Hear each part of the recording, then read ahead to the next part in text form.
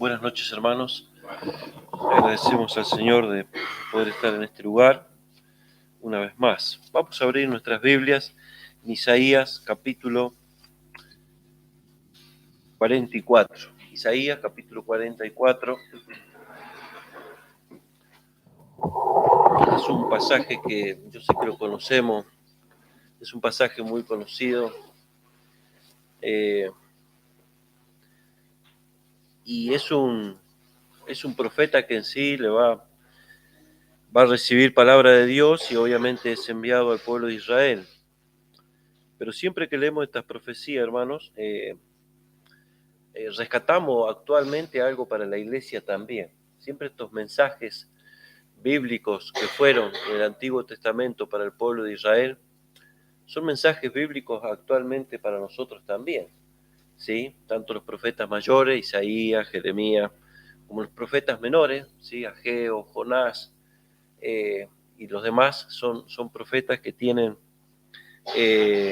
enseñanzas claras para nosotros, ¿sí? Quizás hablamos de otras profecías como Zacarías u otros más, Daniel, tienen quizás un mensaje profético hablando hacia el futuro y hay cosas difíciles de entender y de hecho las reconocemos y sabemos que es así. Pero el pasaje o el capítulo que vamos a leer en esta noche tiene mucho que ver con nosotros, tiene mucha relación también con cada uno de nosotros, ya nos vamos a dar cuenta a medida que lo vayamos leyendo y lo vayamos meditando con la ayuda del Señor. Vamos a leer, no sé si me quieren acompañar en la lectura. Yo voy a leer el versículo 1, luego ustedes, si quieren, pueden continuar con la demás lectura, ¿sí? Isaías 44, 1 dice así: ahora pues, oye, Jacob, siervo mío, y tú, Israel, a quien yo escogí.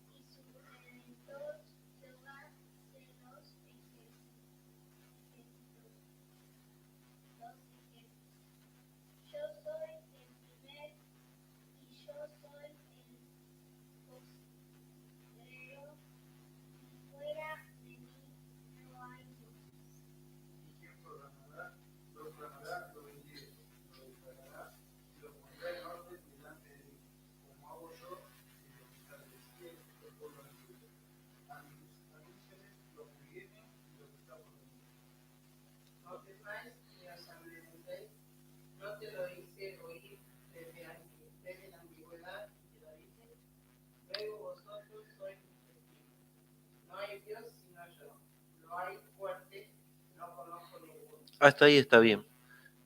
Luego vamos a seguir con la lectura, pero por ahora vamos a leer hasta acá. Hay tres cosas, hermanos, que resalta este capítulo que hemos leído, ¿no? En primer lugar, lo que resalta la lectura, a la simple lectura, es que Dios se presenta como único Dios y no más, no hay otro, ¿sí? Lo segundo que vamos a leer, o el segundo título que vamos a meditar y lo segundo que vamos a leer desde el versículo 9 en adelante, es que Dios hace notar la diferencia entre un ídolo y Él, el único Dios verdadero. Y al final, al partir del versículo 21, vamos a notar que no tan solamente se presenta como Dios único, ¿sí? Sino que se presenta como único redentor, único salvador. Y esto es importante porque, como decíamos al comienzo, está totalmente relacionado con nosotros. Los 3 puntos, ¿no?, que mencionamos están relacionados con nosotros, pero este último pareciera que, o por lo menos para mí ver, hablar de un Redentor, hablar de un Salvador, hablar de un único Dios que tiene esta característica, es sorprendente, ¿verdad? Hoy por hoy, cuando nosotros miramos a nuestro alrededor y cuántas personas que, como le pasaba al pueblo de Israel, ¿sí?, teniendo conocimiento aún del Dios vivo, pero seguía la idolatría. Hoy, cuántas personas vemos a nuestro alrededor que siguen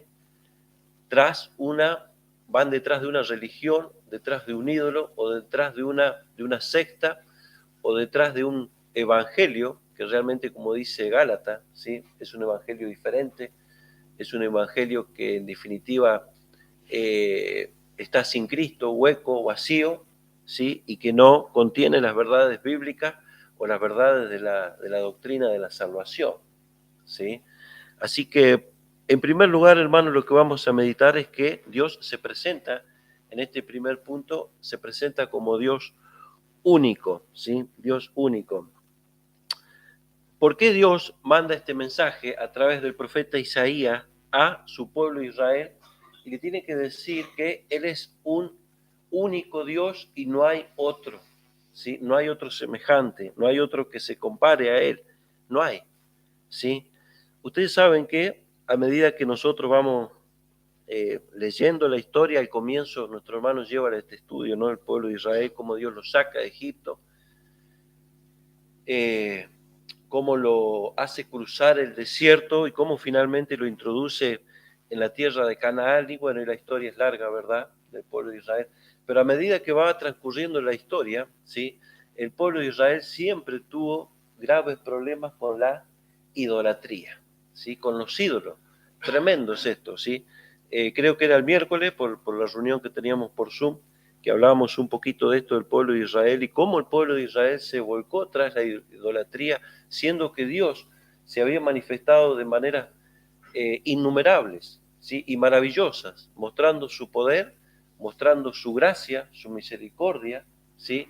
Y sin embargo el pueblo se iba tras la idolatría. Nuestro hermano viene tocando las plagas del pueblo de Israel y venimos aprendiendo que a través de cada plaga que Dios manifestaba, ¿sí?, o juicio que Dios traía a través de cada plaga, Dios manifestaba su poder, también manifestaba su gracia, porque cuántas veces estas plagas eran para los egipcios, pero para los judíos no. Entonces encontramos, ¿sí?, cómo Dios se manifestaba de tantas maneras a este pueblo de Israel, y sin embargo este pueblo una y otra vez se iba tras la idolatría. Una de las cosas que me llama la atención, y yo creo que a todos nos pasa, ¿verdad?, es el hecho de cuando el pueblo recién sale y cuando empieza a transitar por el desierto, Dios los llama al Sinaí, al monte de Sinaí, y ¿qué cosas le va a dar Dios a Moisés, o al pueblo en definitiva? La ley, las tablas, los mandamientos, ¿verdad? ¿Y qué sucede con el pueblo de Israel mientras está a la espera de que Moisés baje con el mensaje que Dios le va a dar, que va a ser para ellos, para el pueblo de Israel? ¿Recuerdan lo que sucede con el pueblo de Israel? Exactamente, el becerro de oro. ¿De dónde habrán sacado oro los israelitas para hacer este becerro? De Egipto. Dice que desvalijaron a Egipto, los mismos egipcios le entregaron toda la riqueza que tenía con tal de que ellos se fueran y no tuvieran más plagas. Pero ¿qué hicieron con este oro? Es tremendo, ¿no? Lo idolatraron, se hicieron un ídolo. Y esto está en Éxodo capítulo 32, Lucas, lo vamos a poner en el proyector, y vamos a ver cómo en este pasaje, es un pasaje conocido, lo podríamos, pero cuando uno lo lee se refresca la mente y a veces hace bien leerlo literalmente por cómo está en la escritura. Yo leo el primero, después siguen ustedes. Dice, viendo el pueblo que Moisés tardaba en descender del monte, se acercaron entonces a Aarón y le dijeron, levántate, haznos, ¿qué cosa? Dioses. ¿Cómo está escrito la palabra dioses? Con D minúscula. Dice que vayan delante de nosotros porque a este Moisés, el varón que Dios nos sacó de la tierra de Egipto, no sabemos qué le haya acontecido. Qué problema, ¿no?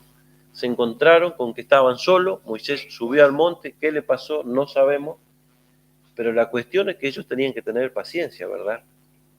Y no la tuvieron. Otro hermano que siga en la lectura.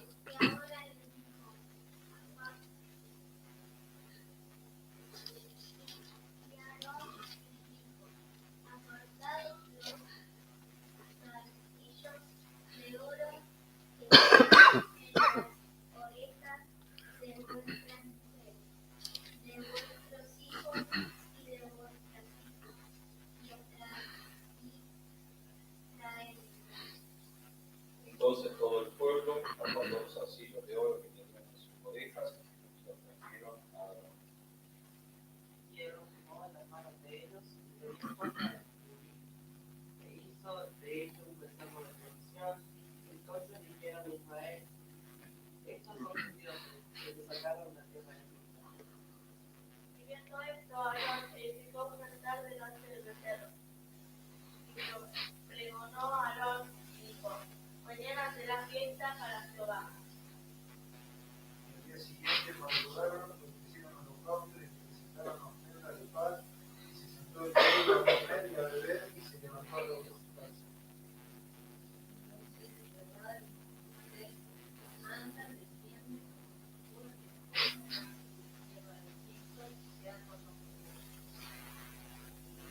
Pronto se han apartado del camino que yo les mandé, se han hecho un becerro de fundición y lo han adorado. Le han ofrecido sacrificios y han dicho: Israel, estos son tus dioses que te sacaron de la tierra de Egipto. Dijo más Jehová a Moisés: yo he visto a este pueblo, que por cierto es pueblo de mi nación. Hasta ahí está bien, muchas gracias. Qué tremendo lo que leemos, ¿no? Cuántas cosas extraordinarias Dios se había hecho manifestando su poder una y otra vez. Leía yo un poquito cuando el Señor abrió el mar rojo. Qué tremendo fue eso, hermano, ¿no? Ellos fueron testigos de uno de los milagros más grandes de la humanidad, hecho por un hombre, un mortal, Moisés, ¿sí? Dice que las paredes, el mar, las aguas del mar se dividieron en dos y se hicieron como muro, ¿sí? Como grandes paredes, y ellos cruzaron en seco. Es tremendo es esto, ¿no? Cuando nosotros miramos la grandeza del mar, la profundidad, ¿sí? Y el poder que tienen esa masa de agua, y decimos qué grandeza, ¿no? Qué maravillosa la creación de Dios. Pero más aún cuando, sin duda alguna, cuando el pueblo de Israel fue consciente y fue testigo y vio este poder manifestado por Dios, ver las aguas abrirse, ¿verdad? Y pasar ellos en seco. Dice que pasaron en seco. Nosotros podríamos pensar, bueno, habrán tenido que lidiar con el barro encajado. No, no, no. Pasaron en seco, dice la Biblia. La palabra de Dios es tremendo. Y de hecho, cuando quiso cruzar el pueblo de Egipto, ¿qué pasó? Cuando estuvieron en el centro del mar, Dios le dijo a Moisés: toma tu vara, extiéndela y toca el mar. ¿Y qué sucedió con el mar? El mar se volvió, dice, con toda su furia y mató, encerró, ¿sí? A todos los egipcios, sus carros, sus ejércitos, ¿sí? Todo su armamento. Y dice que allí murieron todos los egipcios que seguían al ejército, ¿sí? Que seguía al pueblo de Israel. Y nosotros miramos esto y decimos, y meditamos en esto, ¿no? Y decimos, wow, ¿cómo habrá sido? Ellos fueron conscientes, ellos fueron testigos, ¿sí? Presenciales de estos milagros. Y ahora vemos estas situaciones donde Moisés sube al monte y el pueblo empieza a dudar y a tener su situación en su corazón. Y dice que Aarón les dijo: apartaos los zarcillos, del verso 2, de oro que están en las orejas de vuestras mujeres, vuestros hijos, vuestras hijas, tráemelo. Dice, verso 4, y él los tomó de las manos de ellos, dice, y les dio forma de comburil, e hizo de ellos un becerro de fundición. Entonces dijeron: Israel, estos son tus dioses. Dice, que te sacaron de la tierra de Egipto. No eran estos dioses, y estos dioses que ellos mismos los acababan de hacer, ellos mismos los acababan de formar, ¿sí? Sabían que era algo de valioso, pero en definitiva algo que no tiene poder para nada, ¿sí? Era oro nada más. Sin embargo, hicieron un becerro, se postraron delante de él, lo adoraron y decían, tú eres el que nos sacaste de Egipto. Qué tremendo, ¿verdad? Por eso, cuando nosotros vamos a estos capítulos, como hemos leído acá, y otros pasajes más que también tenemos en las Escrituras, leyendo cómo Dios se manifiesta como único Dios, como el único, no hay otro. En la palabra de Dios, hermanos, encontramos que repetidas veces tiene que decirle al pueblo que no hay otro Dios. ¿Sí? Miren lo que dice en Isaías 43:11. Yo Jehová, dice, y fuera de mí no hay otro quien salve. Yo anuncié y salvé e hice oír, y no hubo entre vosotros Dios ajeno. Vosotros pues sois mis testigos, dice Jehová, que yo soy Dios. Aún antes que hubiera día, yo era, y no hay quien de mi mano libre. Lo que hago yo, ¿quién lo estorbará? Bueno, y sigue hablando el pasaje, ¿verdad? Cómo Dios se presenta como único, ¿sí? Isaías capítulo 45, versículo 5, dice así, 45:5, yo soy Jehová y ninguno más hay, no hay Dios fuera de mí, yo te ceñiré aunque tú no me conociste, para que se sepa que desde el nacimiento del sol y hasta donde se pone, que no hay más que yo Jehová y ninguno más que yo, que formo la luz, creo las tinieblas, que hago la paz, creo la adversidad, yo Jehová soy el que hago todo esto. Qué tremendo, ¿no? Yo Jehová, no hay otro, no existe, ¿sí? 45, versículo 20, ¿sí? O 21, mejor dicho, vamos a leer el 21. Isaías 45, 21, proclamad y hacerlo acercarse y entren todos en consulta. ¿Quién hizo oír esto desde el principio y lo tiene dicho desde entonces, sino yo Jehová? Y no hay más Dios que yo, Dios justo y Salvador, y ningún otro fuera de mí. Como estos versículos, hermanos, hay muchos más. No los vamos a leer a todos por amor al tiempo, pero Dios es único y Él lo tiene que repetir y mencionárselo al pueblo de Israel a través de los profetas una y otra vez. Sabían que Dios era un Dios de poder, de gracia, de misericordia, de amor. El pueblo de Israel sí lo sabía, pero Dios tiene que mandar a los profetas una y otra vez para hacérselo saber, para recordárselo. Y mientras leía estos pasajes me llevaba a pensar a mí, ¿no? Nosotros tenemos el mismo Dios, hermano, que Israel tuvo. Es el mismo, no es otro. Dice la Escritura, no recuerdo dónde está el versículo, pero dice que hoy, ayer y por los siglos, ¿cómo dice? Más fuerte. Jesucristo es el mismo, no cambia.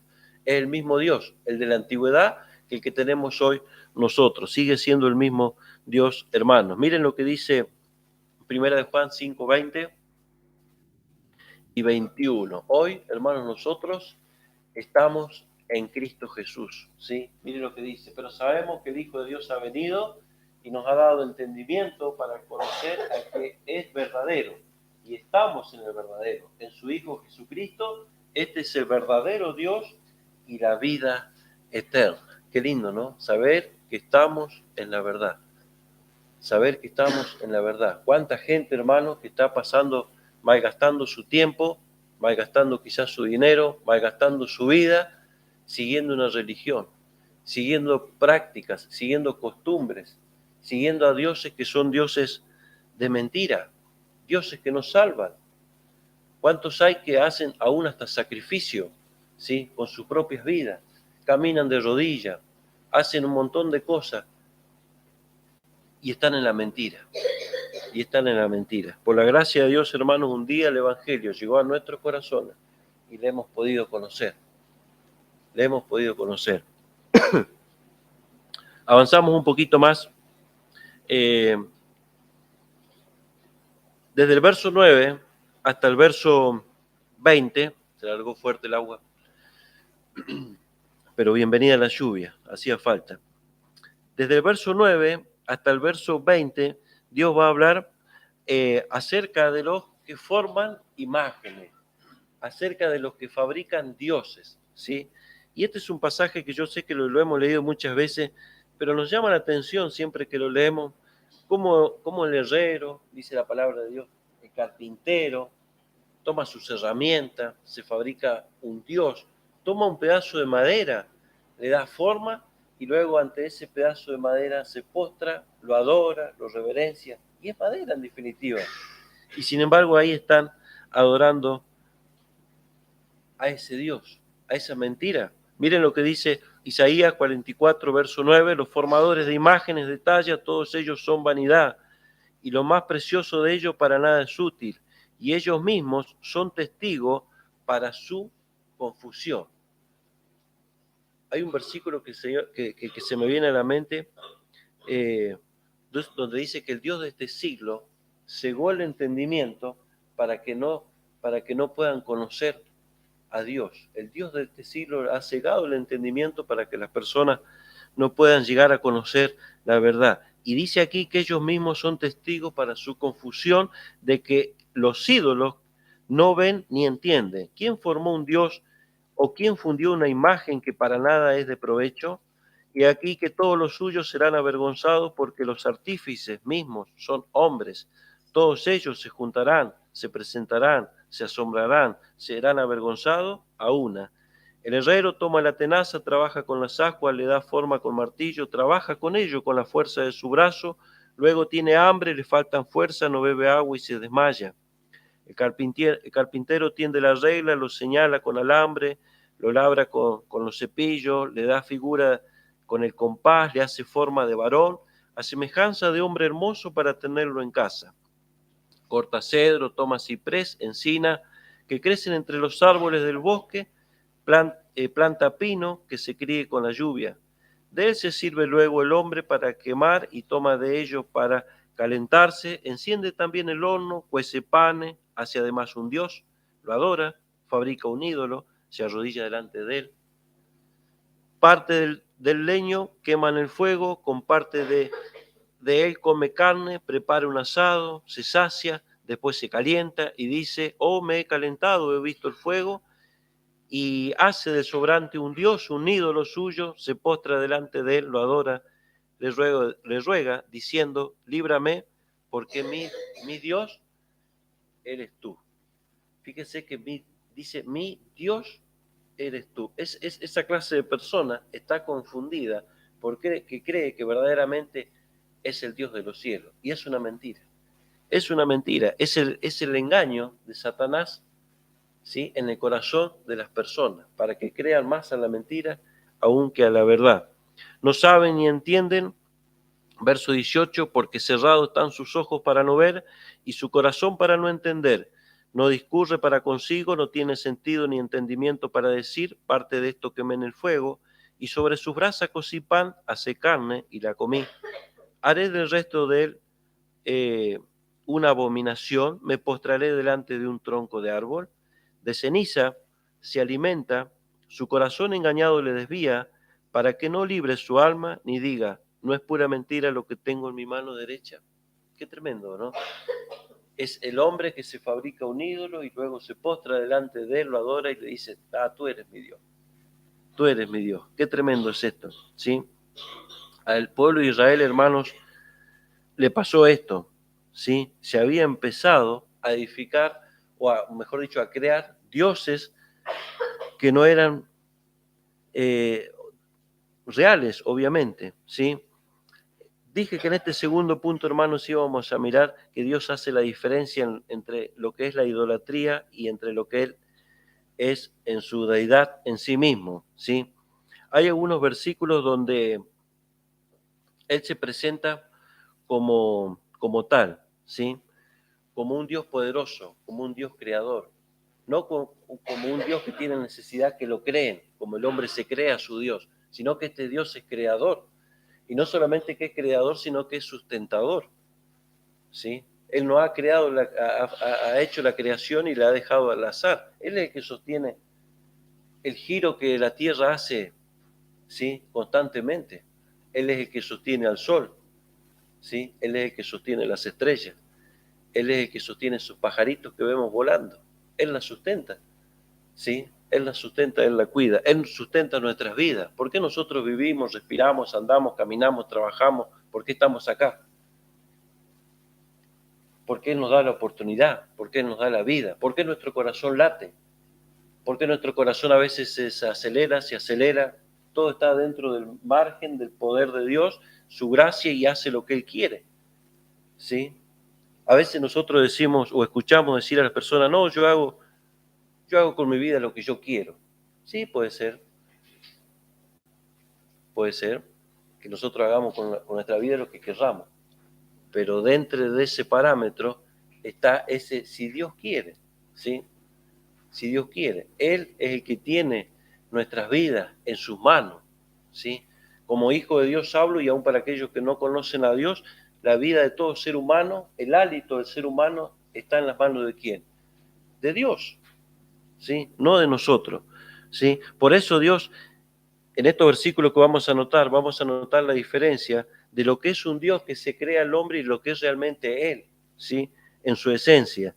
Miren, aquí cerquita, Isaías 45:18 dice, porque así dijo Jehová que creó los cielos. Él es Dios el que formó la tierra, el que la hizo, la compuso. No la creó en vano, para que fuese habitada la creó. Yo soy Jehová, no hay otro. No hablé en secreto en un lugar oscuro de la tierra.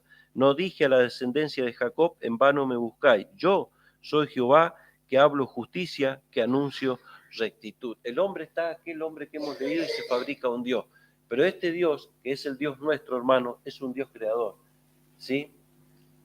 Génesis 1, en el principio creó Dios los cielos y la tierra, ¿sí? Y vio Dios que la tierra estaba desordenada y bueno, y luego hizo la luz y luego hizo las demás cosas, y es un Dios creador, ¿sí? Es un Dios creador. Y nosotros somos parte de esa creación. Pero cuán grande es la ignorancia, lamentablemente, de las personas que no creen en Dios y a veces que rechazan al Dios verdadero. Se fabrican ellos mismos sus deidades, se fabrican ellos mismos sus dioses. Miren, otro versículo más, el versículo 12 del capítulo 45 también, dice, yo hice la tierra, creé sobre ella al hombre, yo, mis manos extendieron los cielos, y a todo su ejército mandé. Ese ejército que hay en los cielos de estrellas, la luna, el sol, los planetas, tantas cosas que hay en el cielo, todas esas las creó Dios, hermanos, y allí están, ¿sí?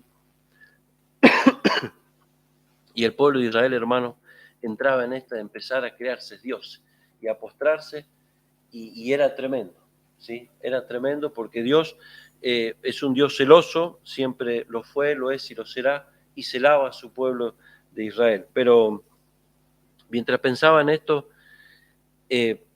pensaba en la idolatría que puede existir hoy en día, aún en el corazón nuestro como hijo de Dios. Podemos tener ídolos en nuestra vida. ¿Qué es un ídolo, por ejemplo, un ídolo que un creyente puede tener en su corazón? El dinero, dice Mari. ¿Qué otro ídolo podemos tener? Más fuerte. Una profesión, la tecnología, un título, una persona, un papá, un mamá, un hijo, un deporte. ¿Qué más puede ser un ídolo? El trabajo, idolatramos el trabajo. ¿Qué más puede ser un ídolo?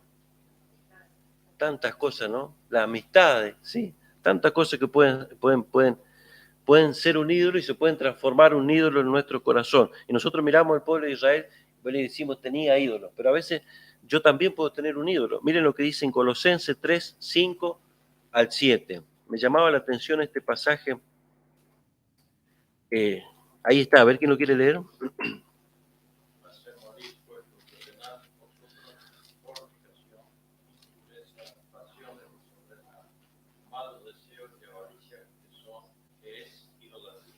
Cosas por las cuales la ira de Dios viene sobre los hijos de desobediencia, en las cuales también vosotros anduvisteis en otro tiempo cuando vivíamos en ella. Esa era la clase de ídolo que nosotros teníamos antes de conocer a Cristo. ¿Qué cosa? Todo lo que nombra acá, ¿sí? Y lo que nombra más abajo también, ¿no? Cosas que no convenían para la vida de un ser humano. Fornicación, impureza, pasiones desordenadas, malos deseos, avaricia. Y yo creo que cada hijo de Dios, si somos sinceros, lidiamos con esta clase de ídolos, ¿sí o no? Lidiamos, ¿sí? Y que cada día tenemos que hacer morir esta clase de cosas en nuestra carne, en nuestra vieja naturaleza, en nuestro viejo hombre. Por eso dice, me llama la atención el verso 5, hacer morir. Hacer morir. No es fácil hacer morir, ¿no? Porque esta carnecita late y pide, pide y pide y pide. ¿Le pide la carne a usted, hermano? No. Claro que sí, y nos pide todos los días. Y nos pide todos los días. Pero el Señor dice, hacer morir, pues lo terrenal en vosotros, fornicación, impureza, pasiones desordenadas, malos deseos, avaricia, que es idolatría. ¿Qué es? Fíjense cómo dice el versículo. ¿Qué es idolatría? Todas esas cosas, y también las que sigue diciendo más abajo, no las leemos por amor al tiempo, ¿no? Pero son ídolos, son idolatría, ¿sí? Y el Señor nos dice, hace morir. Que el Señor primeramente me ayude a mí, todos estamos en la misma, no hay ninguno de nosotros que estemos en una burbuja de cristal y que digamos, a mí yo me meto acá dentro de la burbuja y el pecado no me toca. Con la carne no tengo problema, al diablo lo tengo dominado. No es así, porque todos lidiamos con nuestras pasiones, con nuestras carnes, con nuestros deseos, con nuestro viejo hombre, con nuestra vieja naturaleza, ¿sí? Y cosas que se quieren poner como un ídolo, ¿sí? Y el Señor dice, hace la comparación. Cuando volvemos a Isaías, desde capítulo 44, verso 9 en adelante, presenta los ídolos creados, pero se presenta a Él como el Dios verdadero, ¿sí? Y por último, hermano, ya para ir llegando al final, Dios se presenta a partir del versículo 21, volviendo a Isaías 44, 21, ahí ya lo tenemos, se presenta como no solamente el único Dios, ¿sí? El único Dios, sino que se presenta también como el único Redentor, el único Salvador, el único que puede sacar a un alma de la condenación y de la perdición eterna. Se presenta de esta manera. Dice así, acuérdate de estas cosas, oh Jacob e Israel, porque mi siervo eres. Yo te formé, siervo mío eres tú, Israel, no me olvides. Y me llama la atención esta frase, ¿no? Dice, volvemos al verso 21. Dice, siervo mío eres tú, Israel, no me olvides. ¿Cuántas veces Israel se olvidaba del verdadero Dios y volvía a los ídolos? Se hacía un becerro, levantaba altares a los Baales, a las demás imágenes que ellos se creaban, y a eso adoraban. Y el Señor le tiene que decir, no me olvides, yo deshice como una nube tus rebeliones y como niebla tus pecados, vuélvete a mí, porque yo te redimí. Este pasaje se lo está diciendo Israel, pero seamos sinceros, hermanos, y también no nos toca a nosotros, porque el Señor también nos dice a nosotros, dice, yo deshice como unas nubes tus rebeliones. ¿Éramos rebeldes nosotros? Claro que sí, hermano. Y dice, deshice como una nube tus rebeliones, como niebla tus pecados. Dice, vuélvete a mí porque yo te redimí. ¿Qué significa redención o redimir? Significa comprar, pagar un precio, ¿sí? Para poseer algo, volver a hacer propio lo que realmente le merecía. Lo que Cristo hizo en la cruz del Calvario fue eso justamente, nos redimió, pagó un alto precio ante Dios Padre, un precio que nosotros no podíamos pagar y que eran nuestros pecados, nuestras rebeliones contra Dios, ¿sí? Nuestras indiferencias, nuestras maldades, nuestras suciedades, todo eso lo pagó Cristo en la cruz del Calvario y nos redimió. Por eso Pablo va a escribir a los Corintios donde dice que nosotros hemos sido comprados por precio. Y por eso también el apóstol Pedro va a decir que no hemos sido comprados con plata u oro, sino con la sangre preciosa de Cristo, derramada, dice, como la de un cordero, sin mancha y sin contaminación. Verso 23, cantad loores, oh cielo, porque Jehová lo hizo. Gritad con júbilo, profundidades de la tierra. Prorrumpid montes en alabanzas, bosques y todo árbol que en él está, porque Jehová redimió a Jacob y en Israel será glorificado. Así dice Jehová, tu Redentor, que te formó desde el vientre. Yo, Jehová, que lo hago todo, que extiendo solo los cielos, que extiendo la tierra por mí mismo, que deshago las señales de los adivinos, que enloquezco a los agoreros, que hago volver atrás a los sabios y desvanezco su sabiduría. Qué tremendo es esto, ¿no? Dice, desvanezco su sabiduría. Ahora yo noto, hermano, y con esto termino, tres cosas, tres palabritas que se repiten tres veces, tanto en el versículo 22, donde dice, yo deshice como una nube tus rebeliones, ¿sí? Mejor dicho, en el versículo 23 al final, dice, versículo 23, cantad loores, oh cielos, porque Jehová lo hizo, gritad con júbilo, profundidad de la tierra, prorrumpid montes en alabanza, bosques y todo árbol que en él está, porque Jehová, y aquí sale la palabrita, hermano, redimió a Jacob. Jehová redimió a Jacob. Y luego vuelve a decir en el verso 24, así dice Jehová, tu Redentor que te formó desde el vientre. Dos veces, hermano, sale o se repite la palabra redimir o redentor, ¿sí? Alguien que, como dije recién, pagó un precio, pagó un rescate, ¿sí? Ese rescate, hermano, fue pagado por cada uno de nosotros. Cuando vamos al Nuevo Testamento, esta palabrita, redención, sale varias veces, sale muchas veces, ¿sí? Por ejemplo, miren en Efesios, capítulo 1, versículo 4, y ya vamos llegando a un final. Efesios capítulo 1, versículo 4 dice, según nos escogió en él antes de la fundación del mundo, dice, para que fuésemos santos y sin mancha delante de él, en amor, habiéndonos predestinado para ser adoptados hijos suyos por medio de Jesucristo, según el puro afecto de su voluntad, para alabanza de la gloria de su gracia, con la cual nos hizo aceptos en el amado, en quien tenemos, ¿qué dice? Redención, precio pagado, rescate pagado, ¿sí? Dice, en quien tenemos redención por su sangre, el perdón de pecado según las riquezas de su gracia. Colosenses 1:13. Colosenses 1:13 y 14 dice así, el cual nos ha librado de la potestad de las tinieblas y trasladado al reino de su amado Hijo, en quien tenemos, ¿qué dice? Redención, precio, rescate, valor, ¿sí? En quien tenemos redención por su sangre, el perdón de pecado. A veces yo pensaba, mientras leía estos versículos, y pensaba para mí, digo, el hecho que Dios nos haya perdonado nuestros pecados, a veces lo tenemos tan,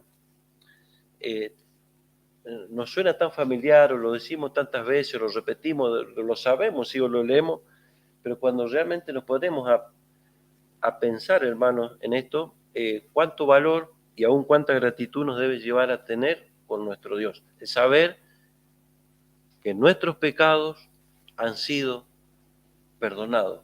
¿Cuántas personas, hermanos, seres queridos, familiares, amistades que tenemos que no conocen a Dios y viven con sus pecados a cuestas? Y esos pecados eternamente, si no se arrepienten en esta vida, eternamente los van a separar de Dios y los van a condenar y los van a llevar a un lugar de perdición. Nosotros podríamos estar en esa misma situación, pero Cristo nos ha redimido, nos ha perdonado, nos ha limpiado, nos ha hecho, como hemos leído también en Efesios, aceptos en el amado.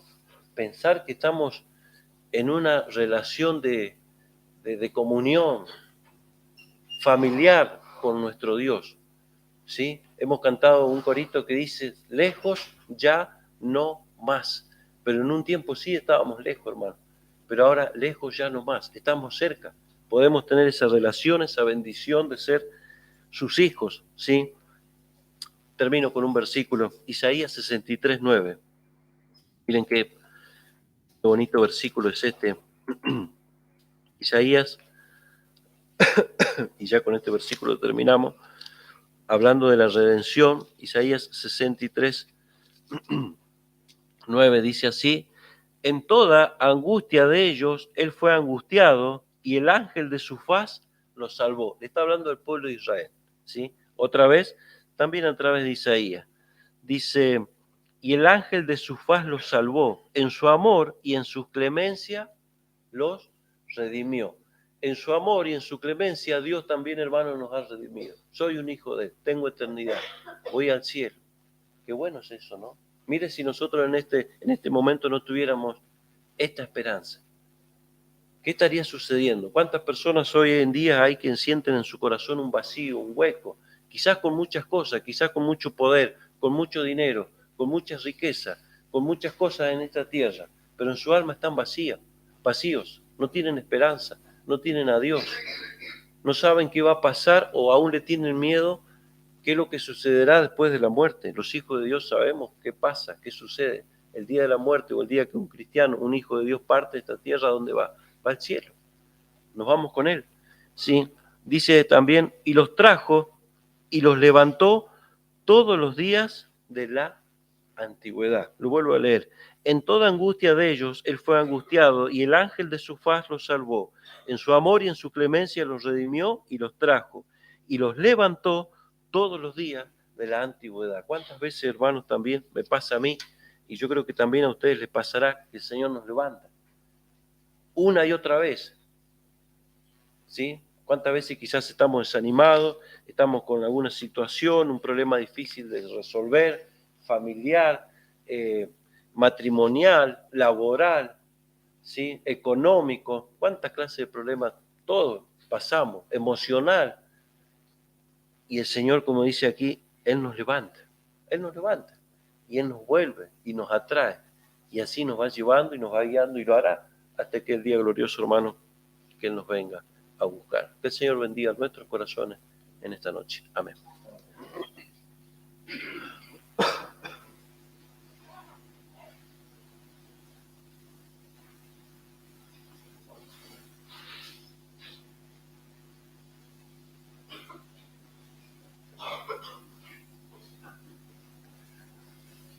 Bueno, hermanos, qué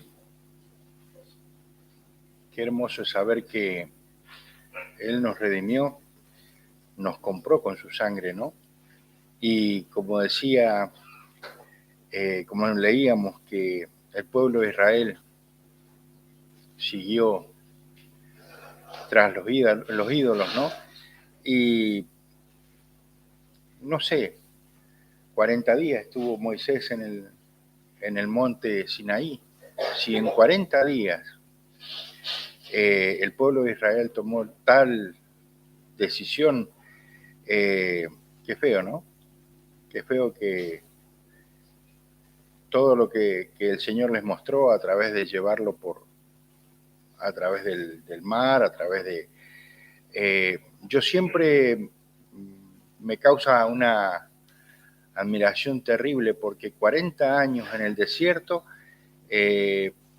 nunca se enfermaron, nunca tuvieron que ir a la sala, nunca tuvieron que ir a una farmacia, nunca tuvieron... Y que dice de que no se envejecieron sus vestidos, y qué bárbaro, ¿no? Todo lo que le mostró a su pueblo y que el pueblo fuera tan rebelde, ¿no? Y si uno lo mira por cada uno de nosotros, somos iguales que el pueblo de Israel. ¿Y cuántas veces nos hacemos ídolos de cualquier cosa, ¿no? Que el Señor nos ayude y que nos dé fuerza a no caer en eso, ¿no? Vamos a tener una palabra de oración. Le voy a pedir a Roberto si nos puede despedir con una palabra de oración. Oh Dios, Padre eterno, te queremos dar las gracias por este momento, por habernos acompañado, habernos llevado a este día. También nos has alentado por estar aquí, a donde escuchando su palabra, Señor, y es bueno poder pensar, Señor amado, en lo que hace por nosotros y lo bueno que hace cada uno de nosotros. Te rogamos que nos sigas acompañando, guardando en todas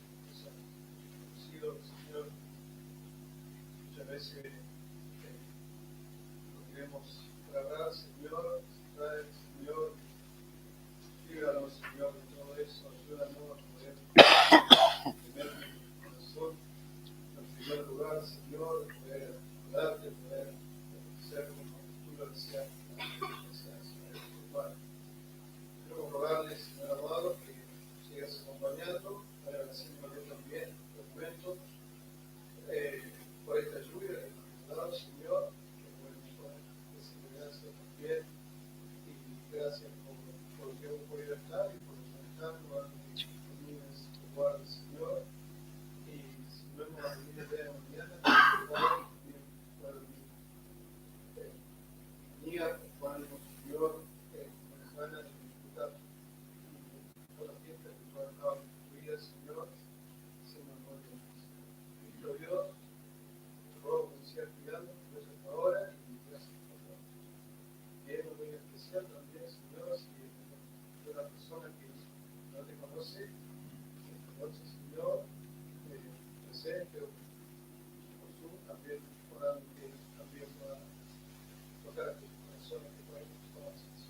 Bendito Dios, cuídanos y gracias por todo, Señor Jesús. Amén. Bueno, hermanos, la reunión ha terminado y la próxima reunión sería mañana a las 9 horas, la Cena del Señor.